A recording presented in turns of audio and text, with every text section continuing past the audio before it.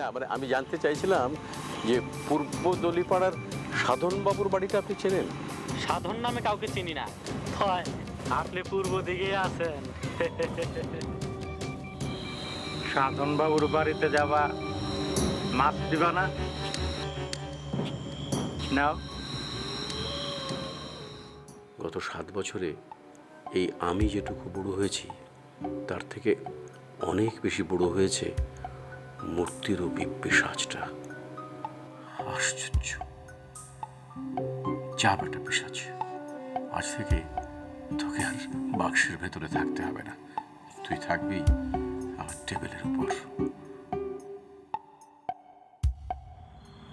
টেবিলের উপর রেখে দিলেন? মানুষজন দেখতো না? দেখতো, দেখে কেউ হয়তো ঘেন্নায় নাক সেটকাতো, কেউ ভয় পেত, এর বেশি কিছু না। সভ্যতার কি খেলা দেখেন! একটা মিথ, বিশ্বাস সময়ের পরিবর্তনে কত ঠুনকো হয়ে ওঠে। এনিওয়ে, আপনার ঘটনাটা শেষ করুন, রাত তো অনেক হয়ে গেল। ঘুম পেয়েছে? না না, ঘুম পাইনি।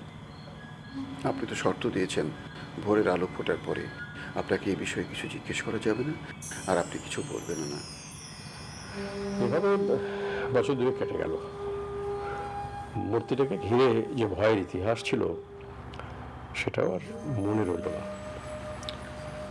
এমন সময় আমার কাছে বেড়াতে এলো আমার কলেজ জীবনের এক বন্ধু ফয়েজ আলী। অনেকদিন তার সঙ্গে দেখা নেই। শুনেছিলাম সে ঢাকার বাইরে সে একটা বড় চাকরি করে, আরও শুনেছিলাম যে সে বিয়েও করেছে।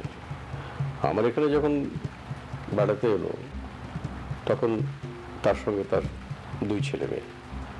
ছেলেটা বছর 10 আর মেয়েটা 19-20 হবে।